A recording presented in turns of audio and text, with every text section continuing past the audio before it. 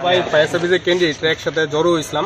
আমরা একটা স্যারের ফায়ার সার্ভিসের ডিরেক্টর স্যার আছে, ওনার কাছে একটা ডেপুটেশন জমা দেওয়া লাগে। ঠিক আছে, অ্যাকচুয়ালি প্রসেসটা আরম্ভ হয়েছিল 2021-এ 6 মার্চ যাবৎ বিভিন্ন 8টা ডিস্ট্রিক্টের ভিতরে বিভিন্ন পরিমাণে ক্যান্ডিডেট যারা যারা আছে তারা ফিজিক্যালি এক্সামিনেশন হয়েছে। তারপরে 2022-এর 8 জানুয়ারি আমরা রিটার্ন এক্সামিনেশন দিয়েছি।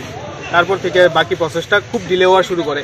তারপরে কন্টিনিউ আমরা ডিপার্টমেন্টে 6 মাস যাবত বা 3 মাস যাবত আমরা ডিরেক্টরের কাছে প্রথম যাওয়া শুরু করি। স্যার কইছে যে বাকি প্রসেসটা হইব, তোমরা রিটার্ন করো না, প্রসেস চলতেছে। কিন্তু চলতেছে কইতে হয়ে গেল আজকে 2 বছর থেকে 2.5 বছর যাবত, কিন্তু কোনো রিটার্নের এক্সামের কোনো হালদোল নাই, কোনো কিছু নাই।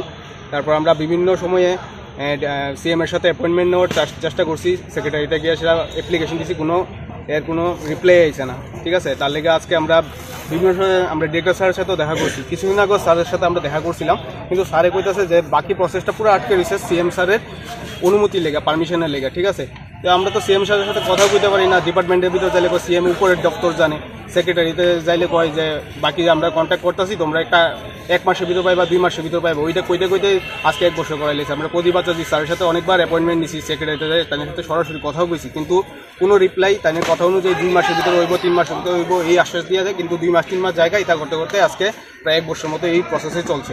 তো আজকে আমরা ইসলাম ডিরেক্টর স্যারের সাথে কথা বলার লেগে, কিন্তু কোনো রিপ্লাই পাইতেছি না। এখন আমরা পুলিশ যারা আছে, পুলিশ দপ্তর থেকে তারাও আমরা যাইতে দিতে আসে না, সামনে কইতাছে যে আজকে তার সাথে কথা কইব, ওই রকম ব্যাপার নিয়ে আমরা আটকে রেখে দিছে। এই আমরা কি বুঝতেছি না, আজকে যে বেকার হয়ে দিয়েছি আজকে 2 বছর 2.5 বছর যাবো। এখানে বাকি যারা আছে তার একটা হিসেবে যে এক্সামিনেশন হয়ে গেছে, ওইটা রেজাল্ট আগে পড়ছে, ওইটা কী হইব না হইব ওইটা পরের কথা। কিন্তু সবাই আর চাকরি পাইতো না, কিন্তু আমরা তো সবাই একটা আশা নিয়ে বইয়ে দিছি। স্যার অন্য ডিপার্টমেন্টে তো জানি না, আমরা কিছু ডিপার্টমেন্টে আপনাদের অনেক পরে হয়েছে, কিন্তু ওদের চাকরি কমপ্লিট হয়ে গেছে এখন পর্যন্ত। কিন্তু আমাদের ডিপার্টমেন্টে ওইখানে যাচ্ছি পরে বলছে যে বারে যে ফায়ার সার্ভিসে লোক নেই, ওদেরই খুব লোক ঘাটতি হচ্ছে, 2-3 শিফটে কাজ করতে হচ্ছে। যেখানে যাবেন আপনারা যদি খোঁজখবর নিয়ে দেখেন যে খুব হতাশগ্রস্ত অবস্থায় আছে। আমরা যতটুকু আমাদের কাছে ইনফরমেশন ডিরেক্টর থেকে আমাদের বলছে, তো এই জায়গাতে আমাদেরকে যদি রিক্রুটমেন্ট কমপ্লিট করা হয় তাহলে ওদেরও ক্রাইসিস কমপ্লিট হয় এবং আমাদেরও বেকারত্ব সমস্যা দূর হয়। তার জন্যই আমরা আজকে ডিরেক্টর স্যারের সাথে কথা বলতে যাব। যদি বাকি প্রসেসটা আমাদের পুলিশ ডিপার্টমেন্ট এবং আইন দপ্তর থেকে যদি আমাদের যেতে দেওয়া হয়, তাহলে আমরা যে একদম 4-5 জন যাব, যে ডিসিপ্লিনভাবে কথা বলে চলে। আপনাদের প্রসেসটা কতদূর আগে কি স্টেজে আছে? আমাদের যা বলেছিল আমরা তো রিটার্ন দিয়েছি, তারপরে কোনো আর আপডেট নেই। তারপরে বাইবার রেজাল্ট বেরিয়েছে না, বাইবার এখন লিস্ট আউট হবে। বাইবার লিস্ট আউট হলে রিটার্ন এক্সাম এবং বাইবার লিস্ট আউট ক্লাস করেছিল, তার ফাইনাল মেরিট লিস্ট আউট হবে।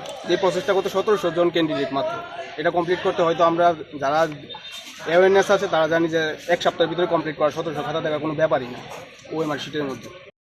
আমরা ফায়ার সার্ভিস যে ইন্টারভিউ নিয়েছিল 2022-এ, দেখা যাইতেছে এখন আমাদের এক্সামের এখনো রেজাল্ট দেওয়া হয়নি। তো সেই প্রসঙ্গে আজকে অফিসে কথা বলবো যে কী পর্যায়ে আছে সেটা জানার জন্য। আমাদের কতদিন আগে নেওয়া হয়েছিল?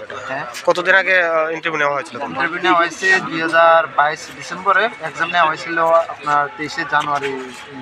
কতজন আছো তোমরা ক্যান্ডিডেট? আমরা ক্যান্ডিডেট, এটা ভ্যাকেন্সি আছে আপনার 300+, আমরা ক্যান্ডিডেট আছে প্রায় 1700 ক্যান্ডিডেট। সেখানে প্রায় আজকে 150 মতো আসছে।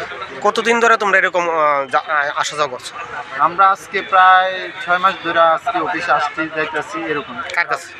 আমরা যে ফায়ার সার্ভিস হেডকোয়ার্টারে আসছি। এই ব্যাপারে কারোর মন্ত্রী থেকে কারোর জানানো হয়েছে?